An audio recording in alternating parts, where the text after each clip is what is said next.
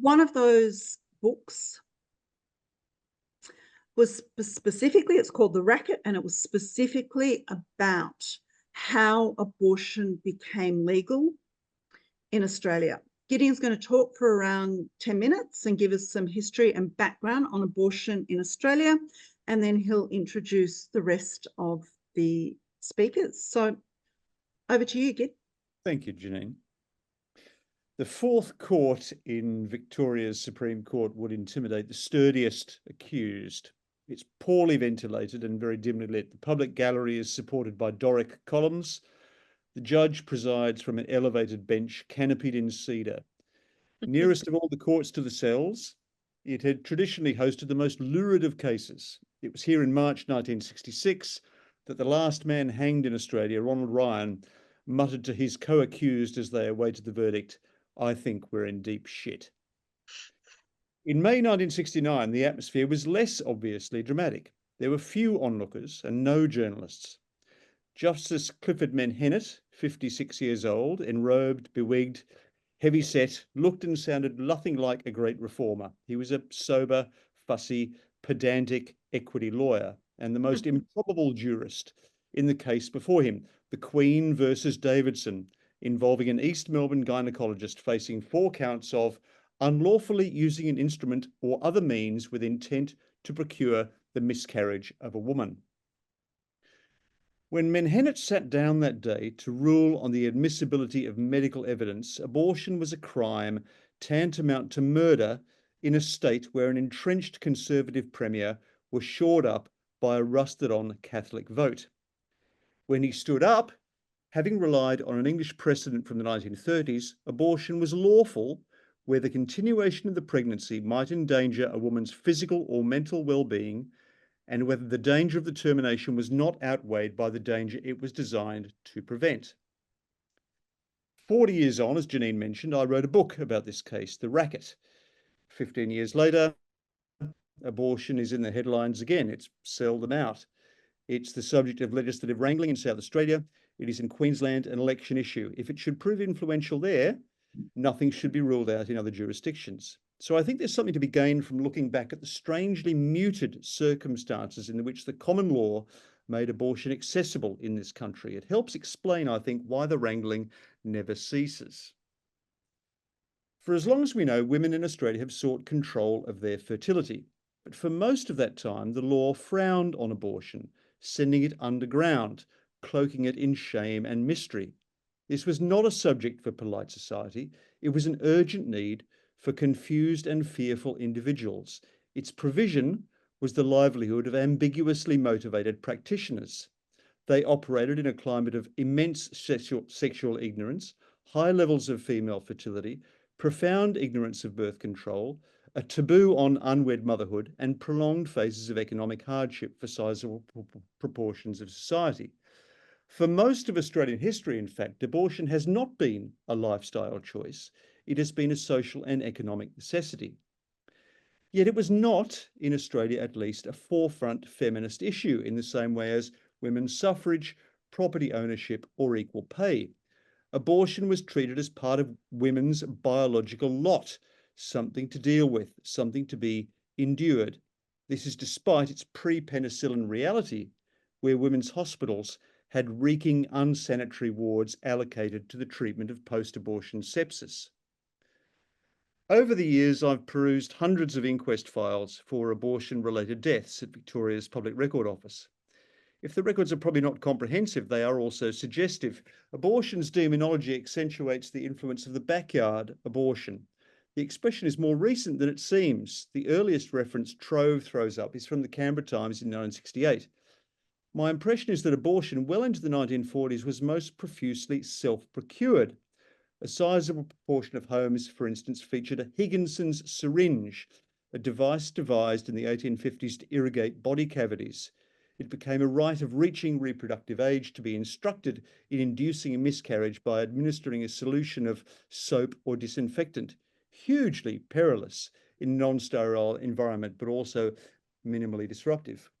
Women also drew on a host of folk remedies such as elm bark, castor oil, baking soda, eating matches, drinking turpentine, liquor in which common copper coins had been boiled, riding bicycles, reclining in hot mustard baths, even riding the Big Dipper at Luna Park. The first independent abortion providers were entrepreneurial midwives who also operated as agents for adoption. Later, they were succeeded by doctors who understood that illegality made for exorbitant fees and zero regulation.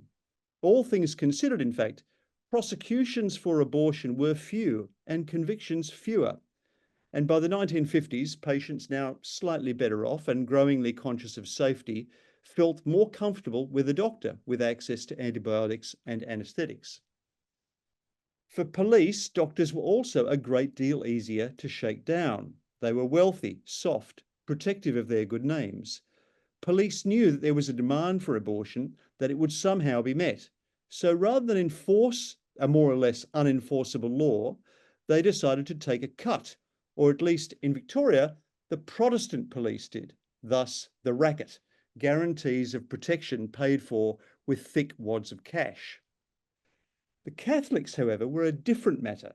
The route to the Menhennet ruling was opened not by an act of civil disobedience or impassioned advocacy, but by the law of unintended consequences. In mid-1965, an ambitious Catholic homicide chief, Frank Holland, decided that once and for all, he would put abortionists in Melbourne out of business. The law says abortion is illegal, and that is enough for me, he explained tersely. Over the course of the next 5 years, 10 Melbourne abortionists went on trial. One was Dr. Ken Davidson, whose case led to Menhennet's ruling. Frank Holland then, who set out to close abortion down, inadvertently opened it up. What Holland also inadvertently revealed was a long and dirty relationship between doctors and the homicide squad, resulting in a headline-hogging royal commission, in which a prominent presence was a flamboyant and volatile GP, Bertram Weiner. But here's a strange thing. The K Royal Commission's interest lay not in the procedure, not in the legislation or the ethics of abortion. Its focus was police corruption, a mere symptom of the hypocrisies of the age.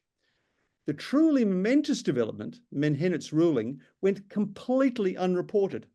On the day in question, according to The Age, the most pressing question in feminism was, are ladies in trousers respectable? It was only when Weiner tested the standard by publicising an abortion and police took no action that it became clear that something had shifted.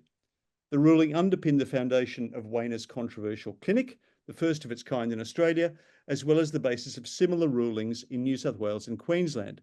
With the exception of South Australia, legislated right to abortion is a late-breaking development.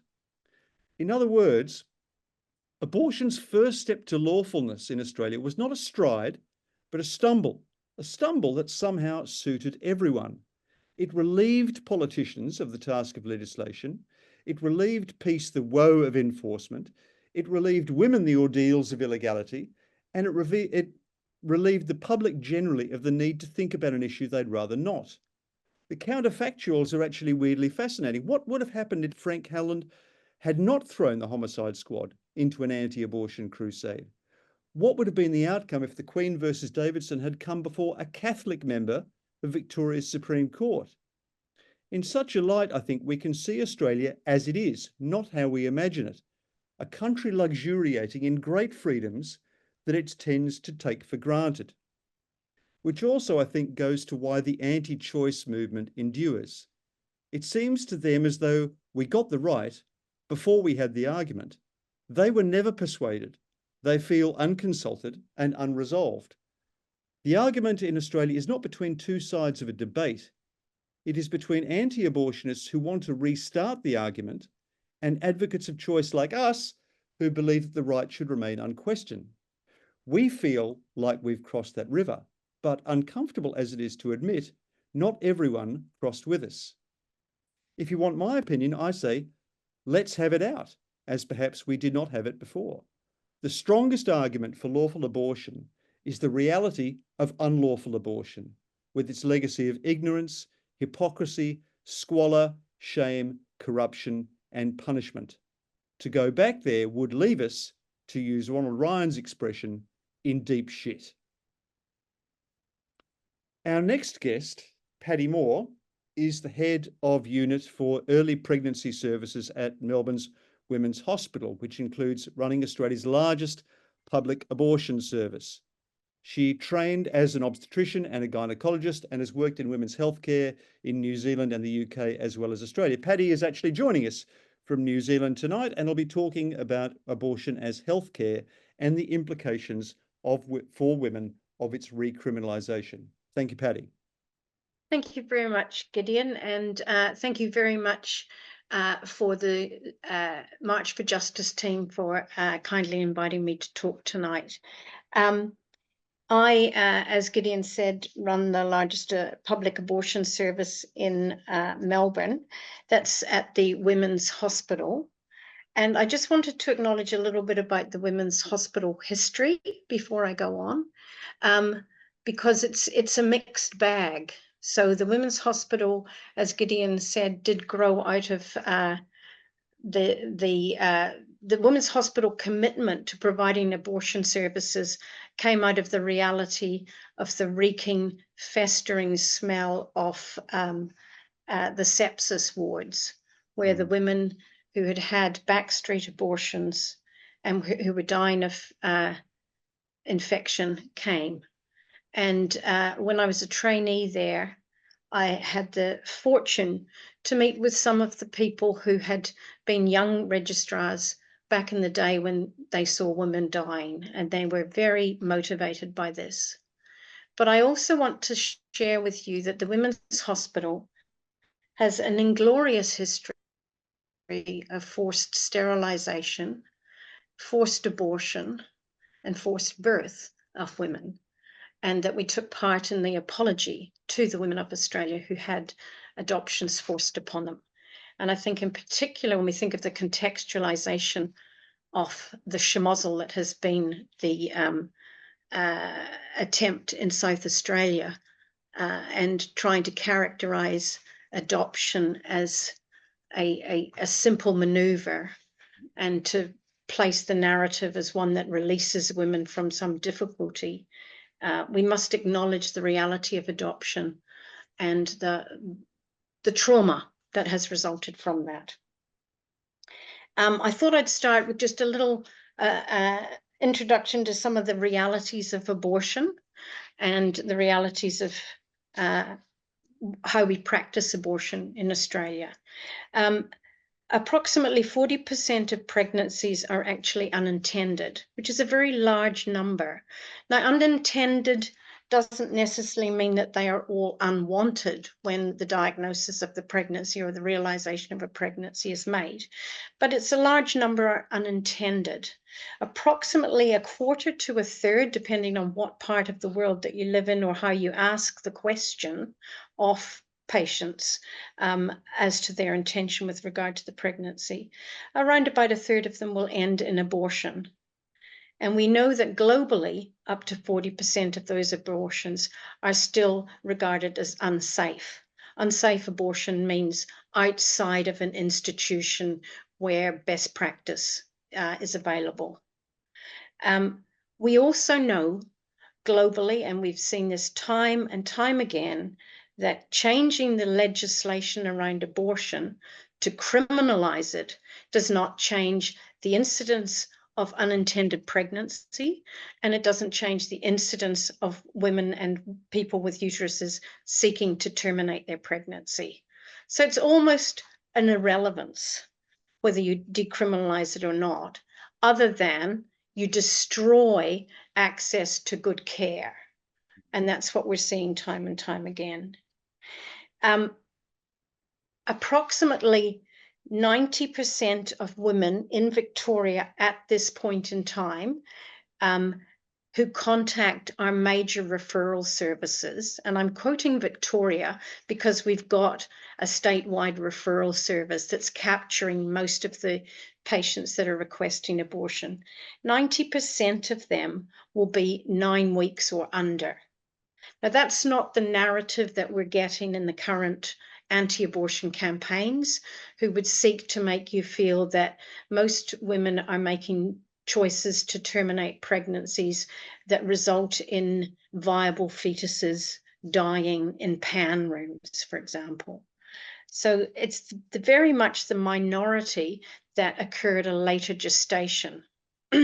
Even the language that's used, as obstetricians and gynecologists, we don't refer to later gestational age pregnancies as late term abortion, because the word itself, term, implies 40 weeks of gestation and conjures up in everybody's minds a viable fetus. We use the term late gestation. So if I just give you some statistics around that, 1% of pregnancy abortion occurs after 20 weeks gestation. And after 24 weeks, that number goes down to 0.25%. After 28 weeks, it goes down to 0.1%. And it occurs for reasons that are most likely medically or fetally driven. So late diagnosis of fetal abnormality being one of the most common, but also other reasons such as rape or incest are very much the kind of patients that we see and care for. The one patient in the last 5 years whose abortion I cared for, who was over 28 weeks, was a totally non-verbal, intellectually disabled young woman who'd been raped by a family member. Those are the cases that we do not forget. The other case of a late gestational abortion over 28 weeks that I was involved in was a patient several years before that who had a baby that had a condition called anencephaly. And anencephaly means that the brain doesn't develop. So the parents of this pregnancy wanted to honor their baby and wanted to deliver the baby and hold the baby as the baby passed away. This is never a pregnancy that would result in a baby that would be viable. Such pregnancies are being, and decisions by parents are being characterized as brutal, murderous, the people who look after them as being murderers, that we're not palliating the babies. It's just completely not the reality or the frequency of the real narrative of what we're actually doing. I was asked to describe to you why I feel abortion is healthcare. And it's because, like every other form of healthcare, it refers to what happens in the corporal or mental body of an individual. And so, like other forms of healthcare, an informed society allows the individual, when they have capacity to make a decision about what happens with regard to their body. And that is why abortion care is healthcare. We also know that if women are allowed to determine when they get pregnant, with whom they get pregnant, and how often they want to get pregnant, and in particular, the spacing of their pregnancies, that we have enormously improved outcomes for infant mortality and infant development, and the whole family and the whole community's general health outcomes are uplifted.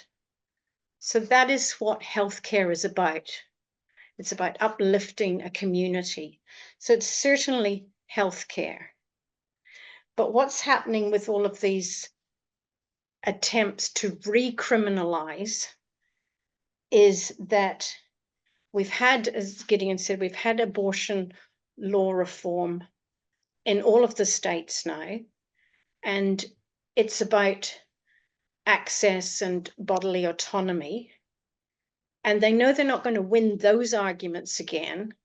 So what they're trying to do is to turn the imagery in people's minds round to these later cases, which are very, very nuanced, quite rare, and very much within the sacred space of a woman, her support team, and the clinicians and professionals that she seeks to surround herself with.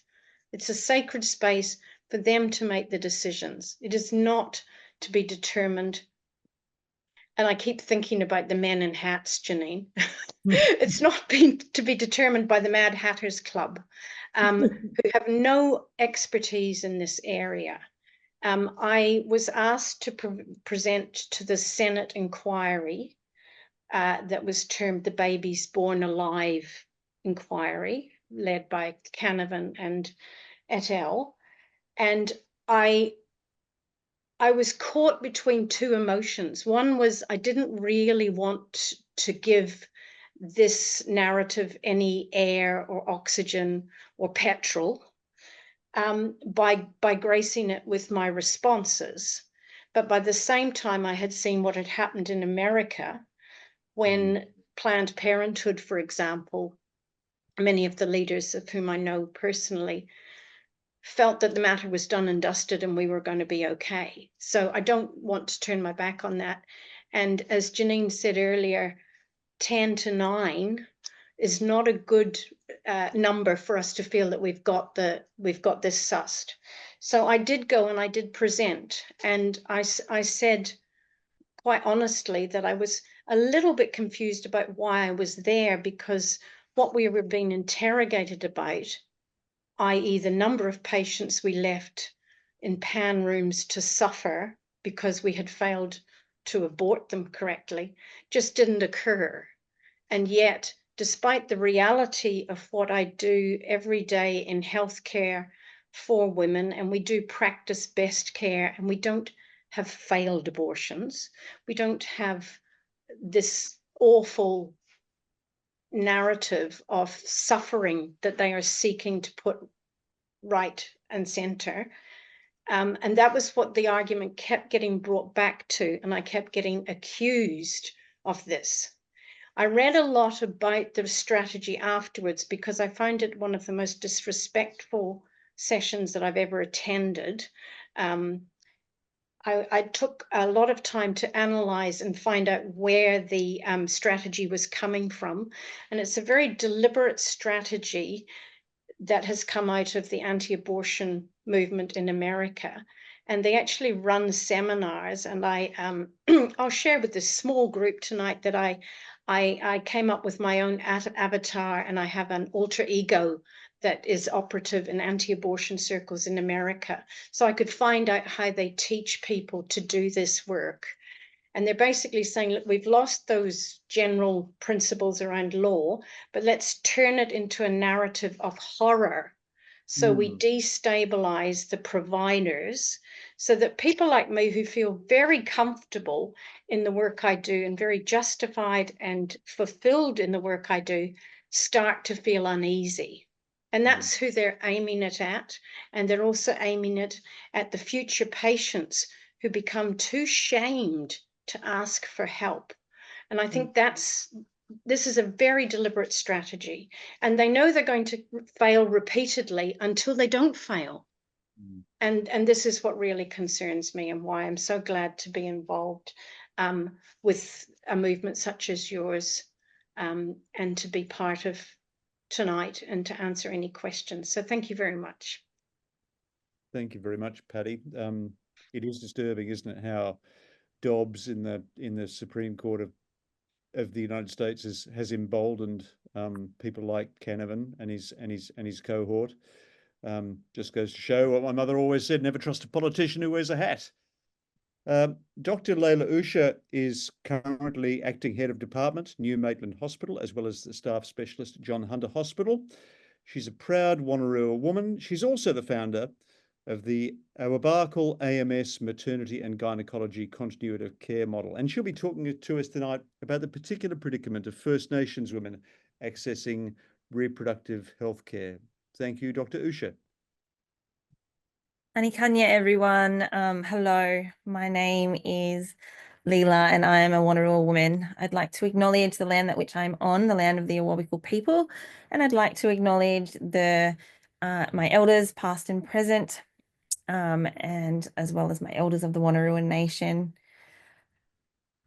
First, I guess I wanted to start by saying I'm not an expert, but I guess I am an obstetrician gynecologist and I do work in an abortion service at John Hunter. So I do have some expertise, but mostly as an Aboriginal woman, I am proud that I was invited to have this perspective today, because I think for a long time, First Nations voices aren't really a part of these sorts of discussions. And initially, when I started reflecting on this topic, I think it's important to acknowledge that, you know, First Nations women have always been held almost to a much higher standard than the rest of our Australian community. We have to work harder, we have to parent better, we are never allowed to make mistakes. And if we do, they are our fault. And in some instances, that's because the laws of this country are not really set up to support us. And so I looked into the past of what's happened for First Nations women, and even though we are discussing reproductive health care with a focus on abortion health care, I wanted to talk about reproductive rights, never really just being about the rights of individual women to control their fertility, but also as a tool used by authorities to shape a population, and in some instances to shape that population with the right kinds of babies. So for decades in this country, First Nations women experienced things such as coercive contraception, segregation on Aboriginal men from women, forced adoption, increasing half-caste trying to assimilate us, and in essence, in some cases that still happen today, forced sterilisation. So in reality, for First Nations women, family planning has been an institution of suspicion for a very long time. And really, this attack on abortion is actually just a new attack on our autonomy and our ability to choose when and how we have our babies. So it's in withstanding with our non-Indigenous sisters that we can actually give very strong solidarity, because we've been fighting for autonomy over our bodies for a long time and still are. It's important to also know that access to healthcare for low socioeconomic families, as well as those in regional, rural and remote areas, all having higher rates of Indigenous populations, are a huge barrier and causes significant health burden.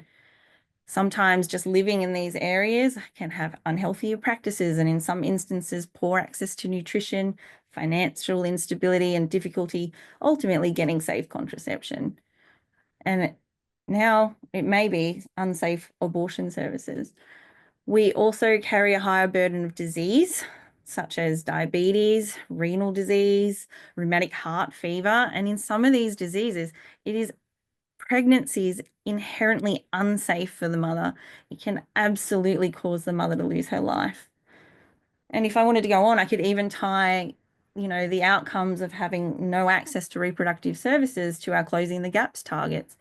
You know, if we continue to have babies so close together, we'll have more low birth weights and higher stillbirth rates. But ultimately, lastly, First Nations healthcare is always better when it comes from and is led by our community, led by us. Culturally, this is women's business. It is sacred. There are rites of passage for First Nations women going from child to young woman, from young woman to mother, and cultural ceremonies that follow these. Unfortunately, colonization as a whole has led a lot of damage to our intergenerational knowledge, but it's beautiful to see that cultural resurgence that I feel is happening for my people. We're now really integrating culturally safe healthcare and bringing in safe birthing practices.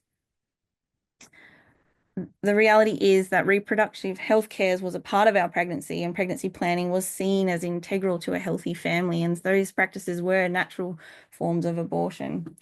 It was always important for us and our jarjums and our babies that we are ready to give birth to them in the most healthy way, so we can't do it without our ceremony to be women. We need to make sure that with our first baby, we don't have a second one until that first baby has all the needs met, and so on and so forth.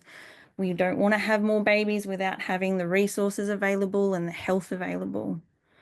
And that it was this pregnancy planning, this knowledge that was handed down from our mothers and our mothers' mothers to make sure that our community was happy and healthy. And ultimately, impinging on reproductive health care is in essence impinging on my culture. Because culturally, the people who make decisions for women's bodies is themselves. And I'll end it there. Thank you very much, Dr. Usha. Very, very valuable perspective, and one, as you say, that's very seldom heard. Our next speaker, Larissa Waters, is the Greens leader in the Senate. She was the first Green Senator for Queensland when she took office in July 2011. She's also the party's spokesperson on women and democracy. She'll be talking to us tonight about the Greens' proposal to counteract domestic violence, promote gender equality and women's economic security, and address gaps in access to reproductive health care. Welcome, Larissa Waters. Thanks so much, Gideon. And can I start by acknowledging that I'm dialing in from Meanjin, which is also known as Brisbane. And I acknowledge that sovereignty was never ceded here or anywhere. And it's pretty clear we've still got a long way to go to have genuine reconciliation and healing. And thank you particular to Leela for sharing her expertise and for such a beautiful description of the cultural relevance of these sorts of decisions.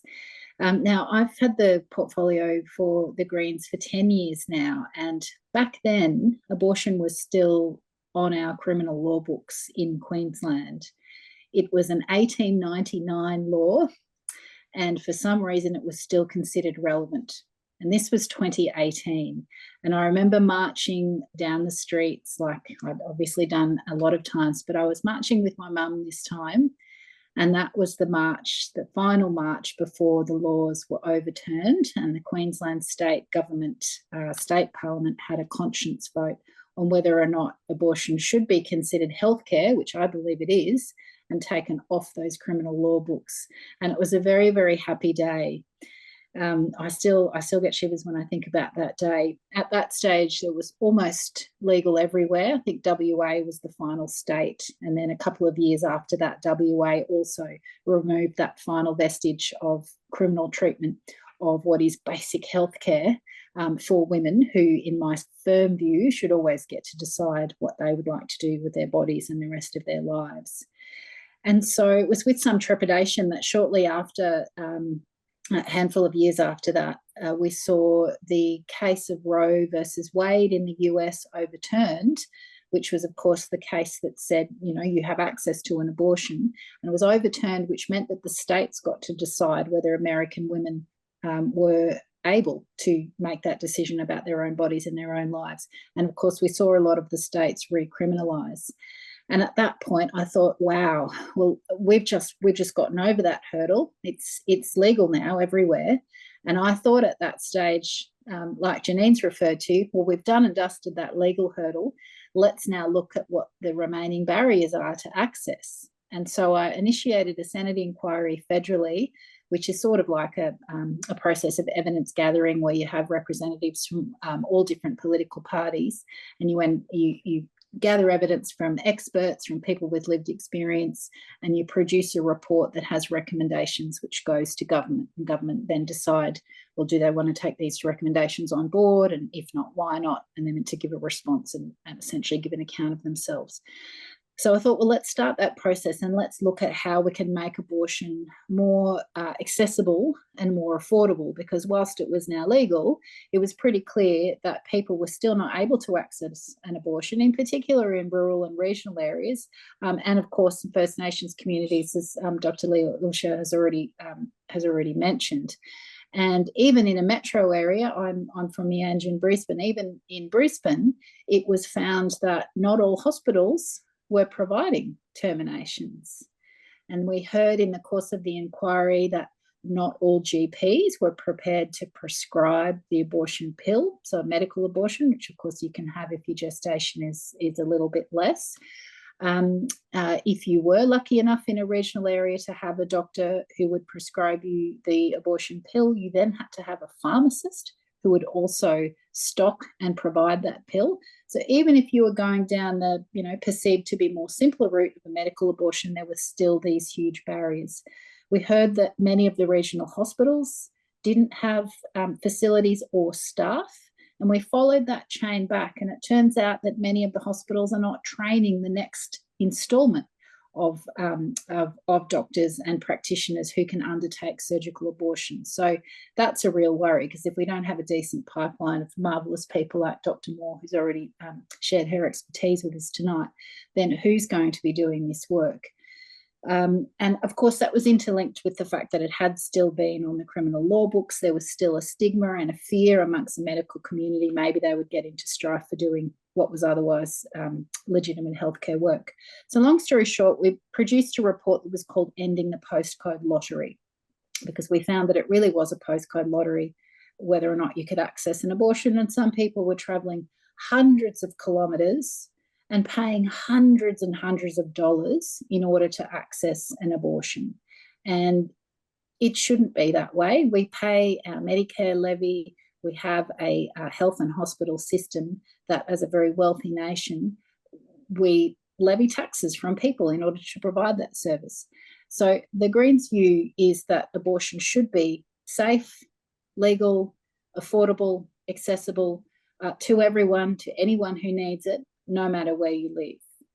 And back in 2019, the federal then opposition Labor Party, who of course are now in government federally, had taken what I thought was quite a good policy to the election, saying, if you're a hospital and you want to get our Commonwealth money, you have to provide the full range of reproductive healthcare services. You have to provide an abortion if you want Commonwealth money. Now, I thought that was an excellent policy, and it was pretty gutsy of them at the time, because clearly they have some detractors in their own ranks. But unfortunately, when they didn't win that election, they dropped that policy. And so in the course of the Senate inquiry, I suggested, would you please readopt that policy? It's a really good one. And sadly, you can't always get what you want. And despite continuing to advocate for that, and despite them having some willingness to address accessibility and affordability, we still don't have that proviso that hospitals, if they get Commonwealth money, have to provide the full suite of services, which I think is a great shame. So that's what's happening at the federal level. It was the Babies Born Alive bill was the latest instalment of what I dismissed as a bunch of cranks, frankly, trying to stir the pot. And Dr. Moore, I'm sorry that you decided to participate. I'm grateful that you did.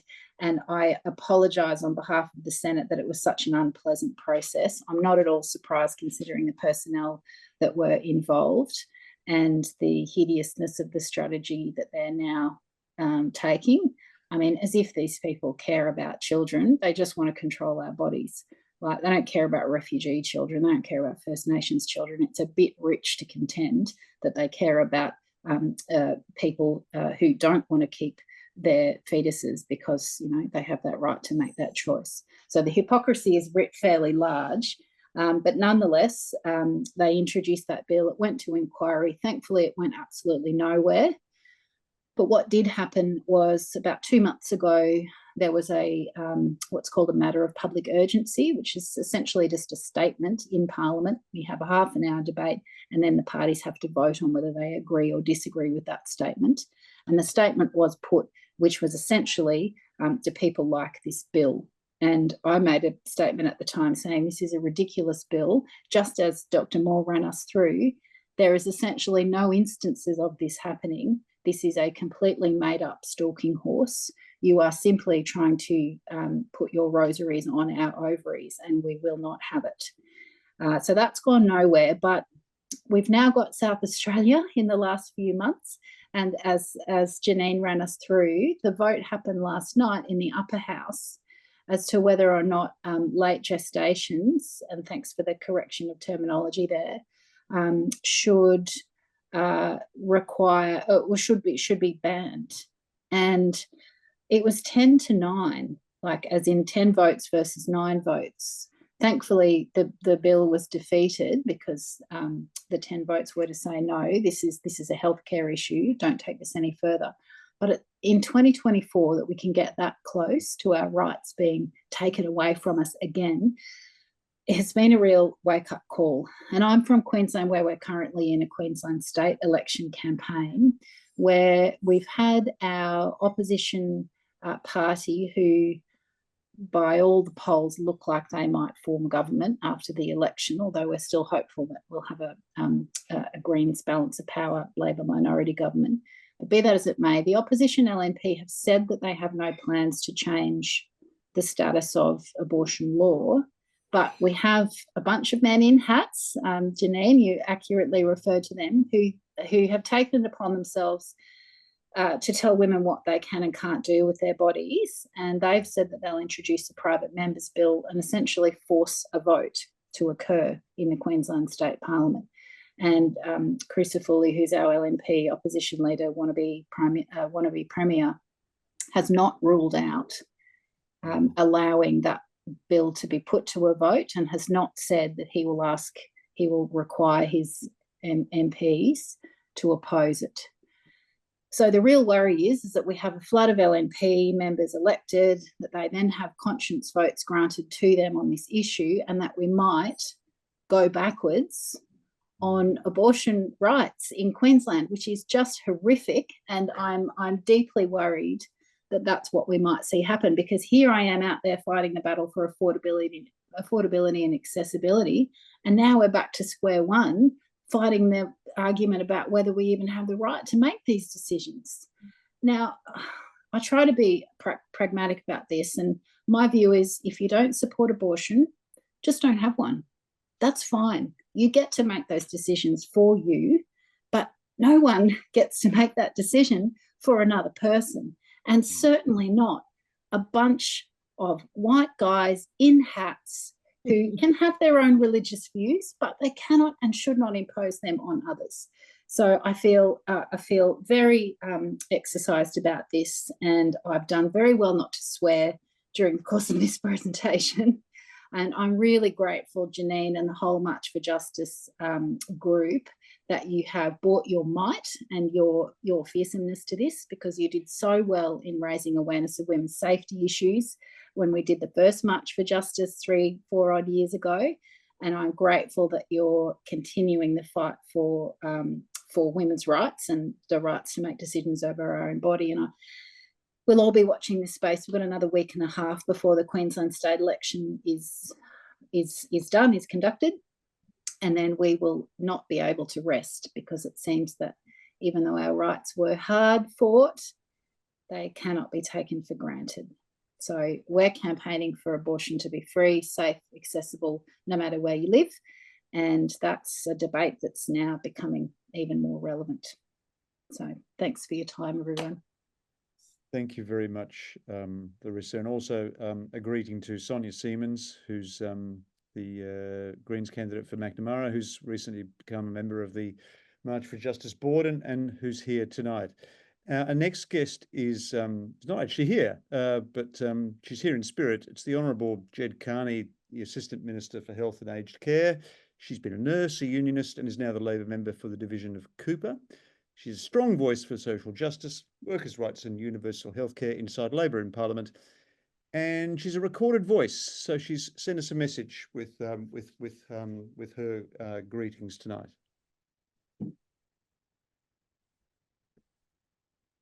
Well, good evening, everyone. I'm Jed Carney, the Assistant Minister for Health and Aged Care and Indigenous Health. I'm really sorry I can't be with you all tonight for this first webinar hosted by March for Justice. I'd like to thank Janine Hendry and the March for Justice team for organising this event. Since that powerful day in 2021, March for Justice has been an unwavering voice for women in Australia and around the world. Your tireless efforts have sparked a nationwide movement for justice and inequality. We need more people, organisations and movements like yours. I look forward to seeing what you continue to achieve. Now, tonight's panel, the discussion is a topic very close to my heart, and I wanted to take a moment to talk to you about some of the work that I and the Albanese Labor government have been doing in this space. Since I became the Assistant Minister for Health, one of my main focuses has been on addressing medical misogyny and tackling gender bias in the health system. The Albanese Labor government, I'm proud to be part of, has the strongest commitment possible to improve the health outcomes for women. For too long, women and girls have faced barriers to accessing appropriate healthcare, whether through delayed diagnoses or the over or under prescribing of medication or flat out dismissal of their pain and symptoms. Women across Australia often suffer poorer health outcomes. Now, this bias has been baked into global health systems for hundreds of years. In reality, it means that healthcare is still far more appropriate for a 50-year-old middle-class Caucasian man than it is for Australian women.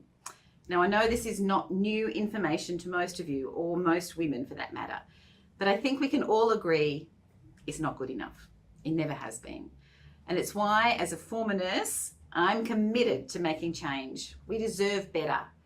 We know that conservative forces right around the world, including in our own country, are trying to take back some of the advances that women have fought so hard for decades. And as a long-term activist myself, absolutely committed to women's liberation, I stand in solidarity with everyone making sure that women here and around the world have the right to make decisions about their own body. Now, one of the first things that Labor did when we won government in 2022 was establish the National Women's Health Advisory Council. Now, to truly make long-term systemic change, we need to bring everyone to the table. And that means activists, researchers, community organisations, people with lived experience, and policymakers. I've been working with the Council on a diverse set of policies and initiatives to help support women's health and to change our system. So what have we done so far? Well, we are shining a spotlight on endometriosis by opening 22 specialist endometriosis and pelvic pain clinics and investing almost $50 million to expand access to longer gynecological support. We're breaking the silence on miscarriage by investing in grants for support services, more information and research. We're addressing period poverty in remote First Nations communities by making pads and tampons free for First Nations women.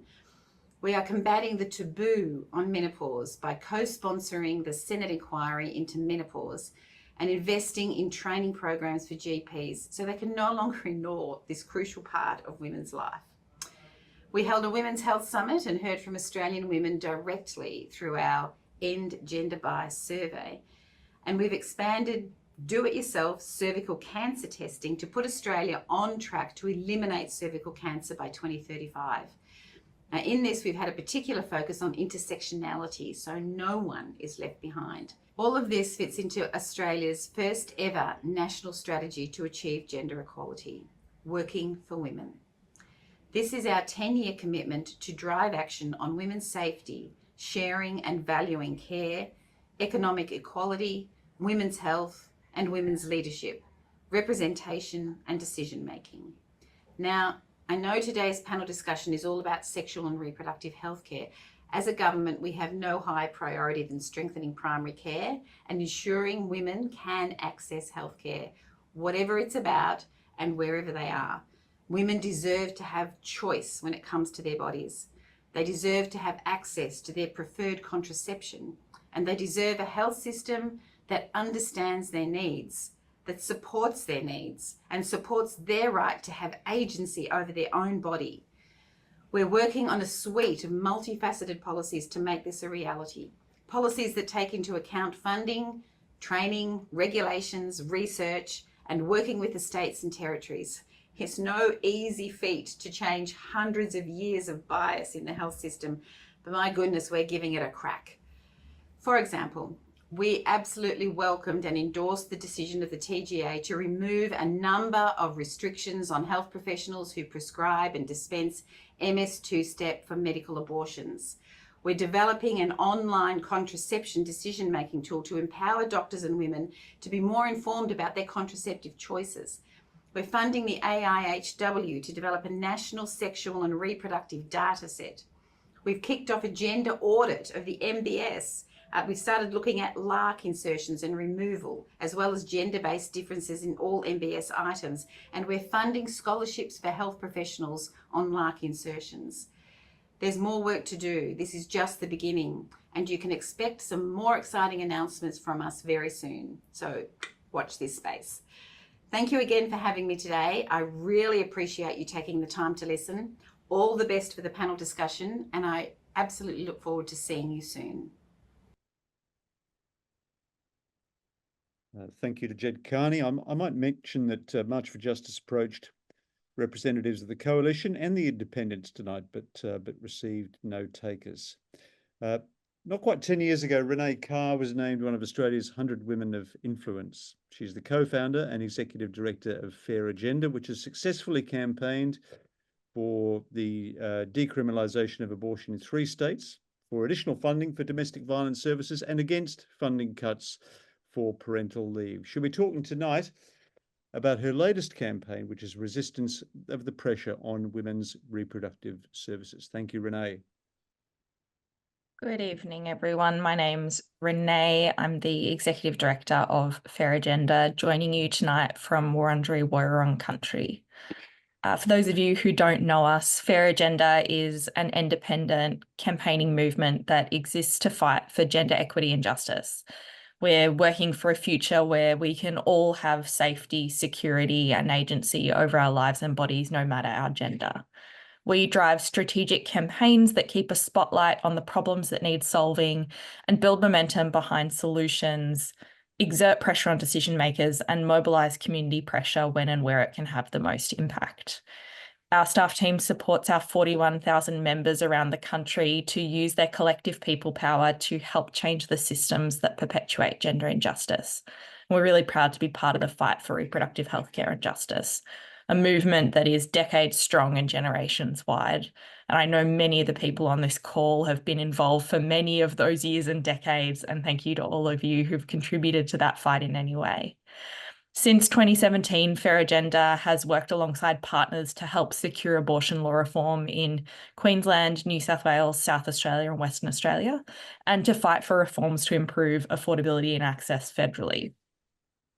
We've worked in collaboration with partners like Children by Choice in Queensland, the South Australian Abortion Action Coalition, Our Bodies, Our Choices, as well as the Women's Electoral Lobby, Human Rights Law Centre, Australian Women's Health Alliance, and state and local women's health groups, all working to fight for reforms that recognise abortion as healthcare, that we deserve to feel safe and in control of our lives, and that we should be free to decide whether and when we become a parent.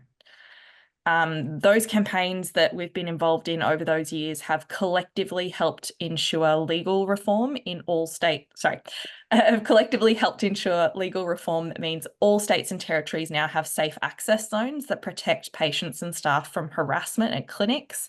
And as of the start of this year, that no jurisdiction, as of today at least, criminalises patients for accessing abortion care, which was an amazing milestone that was only achieved at the start of this year when WA's reform came into effect.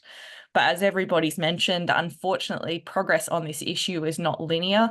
And as well as pushing forward to improve abortion accessibility and affordability, we also have to defend the legal progress we've won.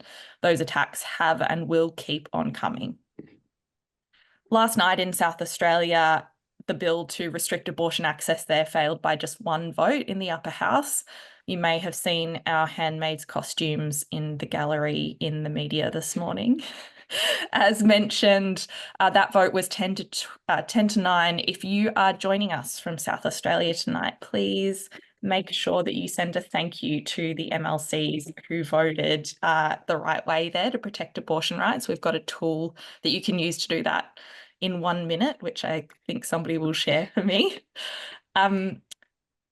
Switching to Queensland, where that imminent threat is, we are also working with local partners to help stop the attempts to attack abortion rights in Queensland. 6 years ago, almost to the day, I think, we were in the chamber with dozens of incredible advocates as the final vote happened to make that bill law. It passed by 4 votes. As with all abortion bills, the major parties treated it as a conscience vote. In the end, that 2018 bill passed with support from the majority of the ALP government at the time, minus 1 no vote and 1 abstain, 3 members of the coalition, the 1 Green in Parliament at the time, and the 1 independent, Sandy Bolton. That's the law that is now under threat, as Robbie Katter says he'll introduce a bill to amend or repeal that law in the next Parliament.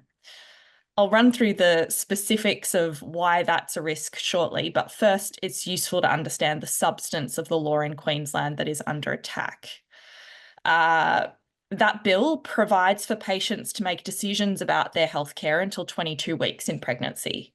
In the distressing and complex circumstances that lead to needing care after that point, it provides for care to be provided with the agreement of 2 healthcare professionals. It provides safe access zones to prevent harassment and intimidation of patients and staff within 150 metres of a premise that provides abortion care. And it includes provisions to prevent a medical practitioner's personal belief from getting in the way of their patients' access to reproductive health care. as Dr. Moore mentioned, one of the things that the anti-choicers like to focus in on and attack is access to abortion care later in pregnancy. It's really important that we are able to combat the misinformation in that area. As Dr. Moore has already said, a patient can need abortion care later in pregnancy for a range of complex, distressing, and deeply personal reasons. They might have received a catastrophic diagnosis for their own health, for the pregnancy. They might be trying to escape an abuser who's obstructing their ability to see a doctor and trying to use the pregnancy to trap them in that situation.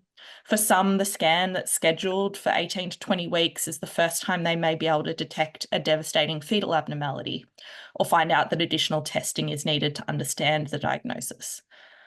The patient, supported by their medical experts, is the person best placed to determine what is appropriate in those complicated and difficult circumstances, and they deserve laws that support them to make an informed decision and supports their healthcare team to provide the best possible information and advice, and that's what these laws are attacking. The final thing that's worth being aware of in the Queensland context is that this law was recommended by the Queensland Law Reform Commission, an independent body who drew from extensive consultations with experts in putting forward that bill. As mentioned, any votes on abortion are traditionally treated by Labor and the Coalition as conscience vote issues. That means every individual member of Parliament in those parties gets the ability to decide their own vote. In 2018 in Queensland, that meant all but 3 members of the Coalition voted against the bill and all but 2 members of Labor voted for it. With the current projections, that 4-vote margin by which it passed is most definitely at risk. And that's why it's so important that people know where their candidate stands before they give them their vote next Saturday. In the lead up to the passage of abortion reform laws in 2018, we knew that individual candidate stances would be really important. So in 2017, Fair Agenda drove an effort to get candidates on the record as well. We commissioned polling then about constituent views on this issue, which gave some really interesting results that are unfortunately still relevant. Specifically in 2017, our polling showed that 50.1% of Queenslanders would not vote for their preferred candidate if that candidate wanted abortion to remain a criminal offence. That was 56% of women voters, and it was most acute with young voters. 56% of those aged 18 to 34 said they wouldn't vote for their preferred candidate if that candidate wanted abortion to remain a criminal offence. That means there is real power in making sure people know if the candidate asking for their vote will protect abortion laws or wants to repeal them.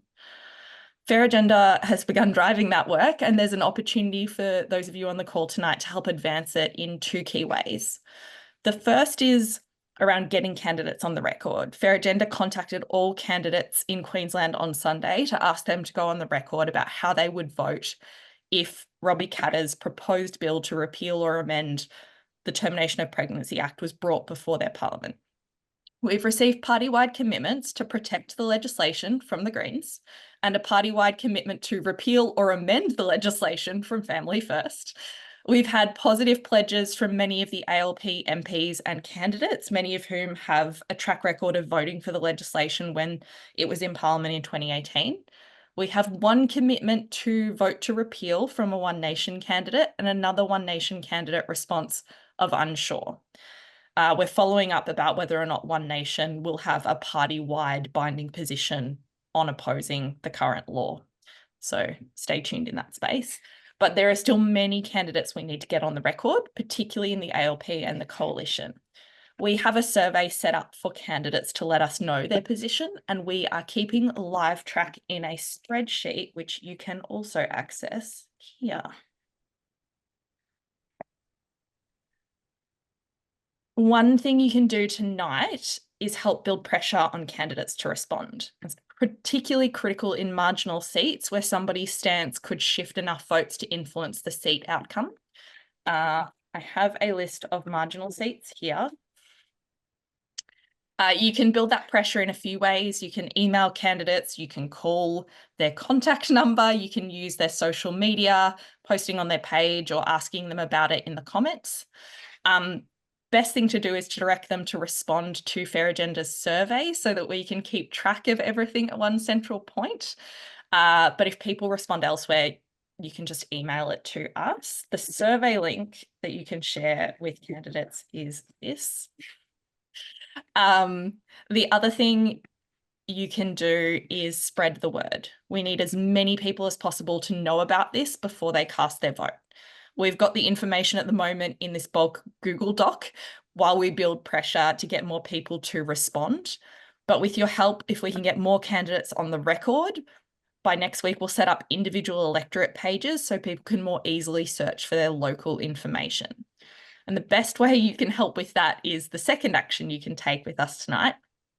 The first is to sign up to this campaign on Fair Agenda's website. And the link for that is going to be voteprochoice.org.au. In the next few days, when we have that electoral level information ready to launch, we will let you know, and we'd love your help spreading the word. You can also follow us on Instagram or other social media. We'll be sharing all of the results there. We'll also be keeping an eye on emerging threats. So if you sign up to any of these actions or follow us, we'll be keeping across developments across jurisdictions, and we'll be letting you know how you can stay involved in protecting our reproductive rights in an ongoing way as well. I think I have now dropped in all of the links. Thank you in advance for anybody who gets involved. I would share the contact details for all of those candidates, but it's very unclear whether or not that would breach the new federal doxing rules. So I'm going to restrain at this point.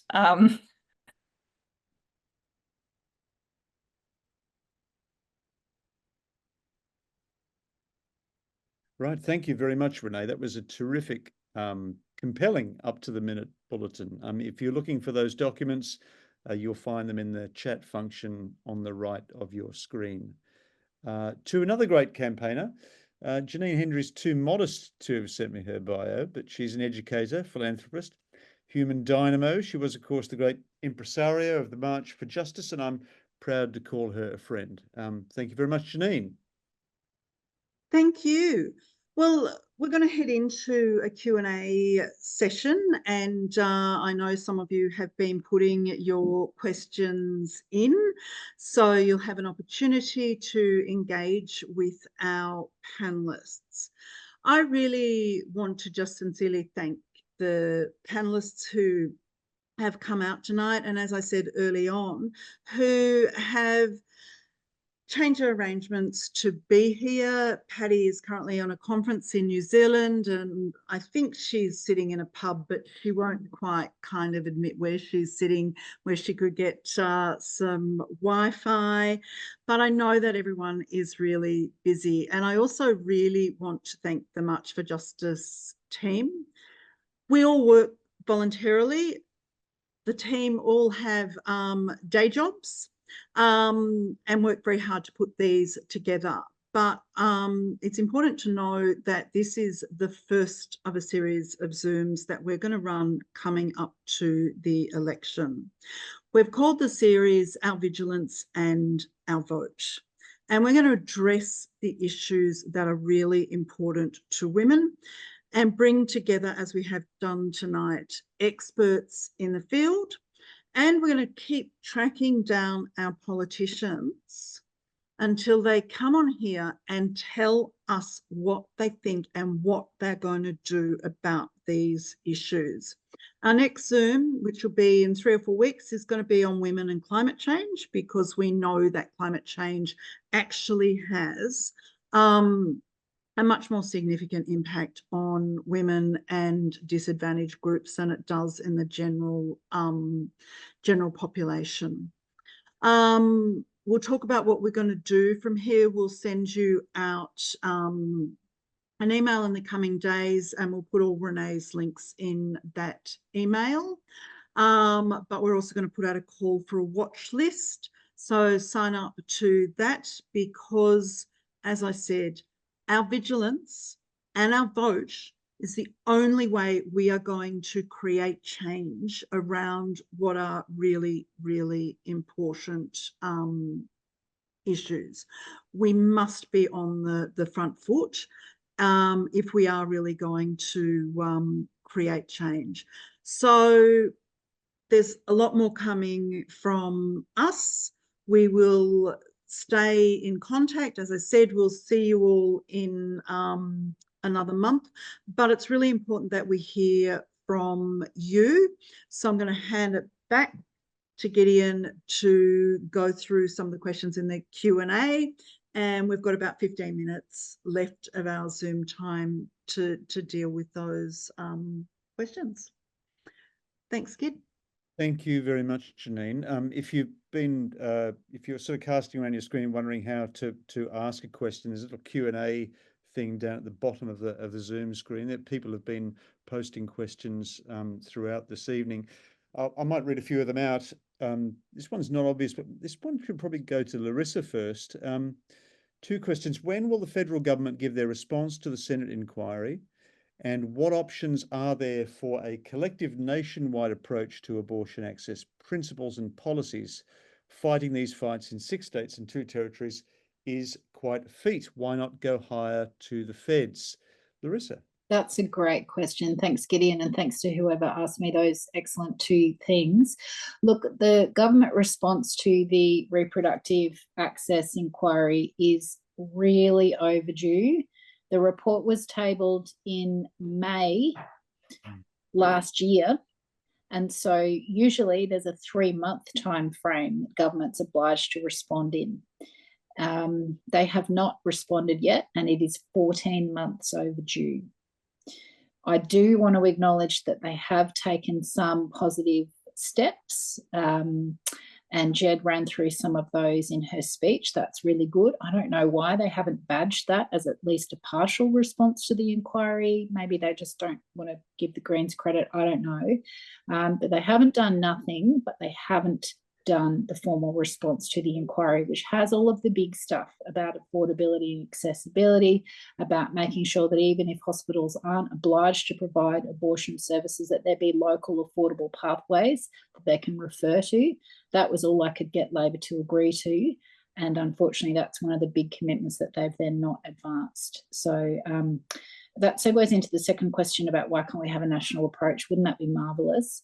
We can certainly have a national approach to accessibility and affordability from the healthcare lens, but in terms of the criminal law, the bulk of that is done at the state level. So unfortunately, if the states or territories want to go down the recriminalisation path, I can't think of a way that the Commonwealth could stop them from doing that just because of the way the Constitution's set up and who's given charge of what particular issues. Generally, the states are regarded as having control over criminal laws. Can I just flag a couple of extra quick things? I neglected to say that all of our Greens MPs and all of our Greens candidates in the Queensland state election are pro-choice and will vote accordingly. So just to reassure people, not only is it our party's position, but each of our individual candidates have affirmed that as well, which is important. And there was a question about training for undergrads and for practitioners. I strongly agree with that. That was some of the evidence that we heard in the Senate inquiry, was that there's not enough training on women's health issues generally. There's not enough training on menopause issues. There's not enough training on abortion. Basically, that it's undercooked in the studies. And then, of course, if you're out in hospitals and that's where you're learning, because many of them are training hospitals, and there's no one doing abortions, there's no one to learn from. So again, you lose that pipeline of expertise. Now, that can be fixed. And it needs to start with ensuring that the medical colleges mandate proper teaching of women's healthcare issues, including reproductive healthcare. Thank you very much for that comprehensive answer, Larissa. This is quite a good question, I think. Probably answers itself. Although, is it a concern that the low birth rate stats released by the Australian Bureau of Statistics this week will be used as a basis for arguing that the country can't afford to allow the termination of viable pregnancies? I guess the obvious answer to that is that these people will use whatever tool is to hand. They're like drunks wielding a broken bottle. Does anyone have any other reflections on that question?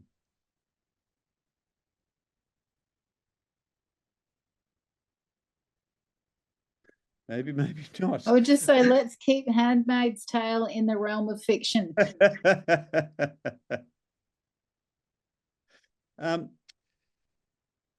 Oh, this is a good question. Janine might be able to help us with this. Will we be able to access this recording for dissemination? Thank you for this great discussion. Yes, you will absolutely. It has been recorded and it will be uploaded onto a very new March for Justice YouTube link. And we'll also, if you're on our database, we'll send the details out in the next few weeks. But it should be on the March for Justice YouTube link tomorrow.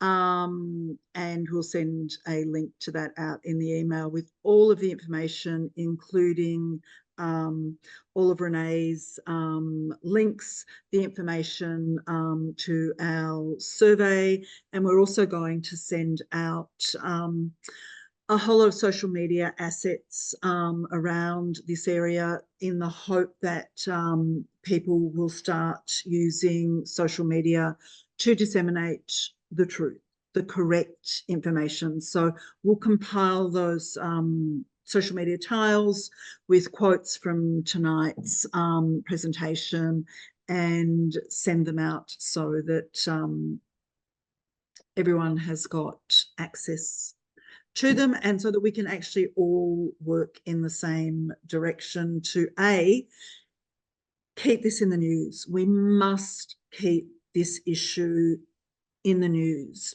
because I can tell you there's a whole lot of people out there working, as Renee rightly talked about, as Dr. Moore rightly talked about, that are spreading huge amounts of disinformation, particularly around women's access, and particularly around, you know, what is actually happening in terms of abortion. And we need to, if we're going to stop it, we need to use our superpower. And our superpower as human beings is our vigilance and our vote.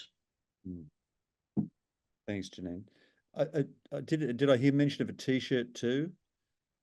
Yeah, look, that Go to March for Justice. I'll have to stand up a little bit because, you know, you can see. Yes.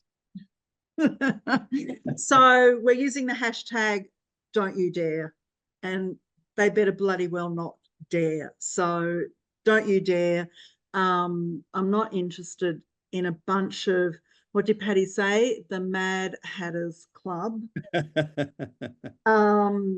Telling me and you that they have a right to make choices about our bodily autonomy. Not interested. We're stronger together. It's a good question here from Anna Noonan. Thanks very much for your question, Anna. I might address this one to Paddy. Should public hospitals be allowed to deny abortion seekers care if there are clinicians within their staff who are willing to provide this care? That is just one of my favorite topics of conversation at the moment, actually, because we talk about how we manage conscientious objection of individuals, and that it's a practitioner's right to conscientiously object if they wish, as long as they can provide a referral pathway. The laws around conscientious objection refer to individual practitioners. They don't refer to institutions. So it would be a very interesting conversation to have about whether or not an institution actually has a conscience. But institutions are not covered under this legislation. I describe myself quite often, Gideon, as someone who has a conscientious compulsion to supply abortion services. And I worked in a hospital that declined to provide those, and I left that hospital. My attitude, I think, could be summed up by the phrase, unplug the crucifix and provide public abortion care. And no one has actually yet taken an institution that far, because most of us have voted with our feet and gone to where we can supply the services. And I think it's one of those things I would say to the questioner, that we've picked, those of us who are practitioner advocates have picked our fights, and we've decided to expand the services in the hospitals that are willing. But those faith-based services don't contribute quite a bit of money to the public purse, and so state governments are a little bit over the barrel because they enjoy that funding from the faith-based services. But I agree. I don't think public services should be allowed to make that choice. But we're not quite there yet. So we put our attention on expanding the services within the public services that are willing to provide those services. And we're getting a lot of traction there, where we've seen in our state that our state government is really mandating the public hospitals to provide abortion care. Thanks, Patty. Thanks. That's a great answer. It's a pity that Jed's not here to answer this question or to respond to it directly. I don't know whether Larissa would care to speculate, but someone has asked why the Labor government dropped its 2019 election promise to provide and ensure public abortion care nationwide. Larissa, you got any theories? No, I wish I knew. I've only ever belonged to the Greens. That's my tribe. I don't claim to have any insights into how Labor, does its factional stuff, but I gather that they're quite influential, and perhaps when they didn't win that election, they took all of the wrong lessons from that. And, there's quite a few people in the Labor ranks federally that are not in favour of abortion rights. So I imagine they had an unpleasant internal battle, and courage was the loser. What a shame that we don't have Gough Whitlam anymore. Apparently he was once asked by an aggressive Catholic campaigner what was his position on abortion. He replied that in your case, I'd make it retrospective. Look, I think we've probably exhausted all our questions at the moment. I think apart from questions such as, is there a man on the planet who has a womb? I think we all know the answer to that. Oh yes, so Sid Gadigal, or Claire from Gadigal Country, has asked the pro-life agenda keeps putting this back in the new policy opinion and legal case announced. We are the leaders in this discussion rather than reacting. Well, I think in some ways we've actually done a lot to address that tonight. I think this has been a very impressively well-organised evening. This is your democratic town square in action, and I hope that this evening's left you better equipped to advance some of the really, really important and fundamental arguments at the moment. It's actually been great to be part of such a well-attended event with such an excellent and informed range of speakers. And thank you, I should say, to Jobst and to Marie, who've been helping off stage to run it as smoothly as it can. Thank you to everyone who's attended tonight. I think it's been an outstanding event, and it's a reminder that when we take our rights for granted, that's when we lose them. So don't get angry, get organised. I think that's probably all we've got time for this evening. It's one run with amazing efficiency and timeliness. Do come back in a few weeks' time for the next instalment of Zoom4Justice. As Janine said, it's about women and climate change. It's part of a continuing stream of Zoom discussions under the auspices of March for Justice. So stay in the loop, stay informed, make your vote count, and thank you very much for your attendance this evening. I think Marie just wanted to say something before we closed. Gideon? Sure. Yeah, thanks. If you wouldn't mind. Look, I'm very involved in the Queensland election, and this men in hats thing was pretty disturbing. and especially the vote, of course, in South Australia, because, you know, it sort of becomes a bit of a disease, really. You know, these men start to feel a bit more powerful and empowered as this goes on. What we're going to be doing is putting up some various posts on Instagram and on Twitter in the next day or two, and would really appreciate it if you can share your heart out and get everyone to share, because a lot of people aren't really keeping, you know, they don't necessarily hear all the news, so they don't know what the risk is. So we need to get to them through, because we know that Mr. Murdoch's not going to help us in that regard. So we need to get this word out through the social channels as much as we possibly can. So that's just another way, as well as, you know, the work that Renee is doing. If we can get as much out on the socials in the next week and a half as we possibly can, and the message really has to be that they can't vote for the Conservatives, anything to the right of centre, really, because that's problematic. Thanks. That was all I wanted to say. Thanks a lot, Marie. Thank you. And again, a huge thank you to the panelists and also to the March for Justice team who volunteer all their time, and a huge thanks to Gid for coming along and running everything tonight. It is a school night. So let's wrap it up. It's actually 9 o'clock on the dot. But remember, your vigilance is your superpower. Use it. We'll help you with the information, but use it. It's the only way we're going to create change. Thank you, everyone, and good night. Thanks, Jadine. Good night. See you, everyone. Good night, all. Good night.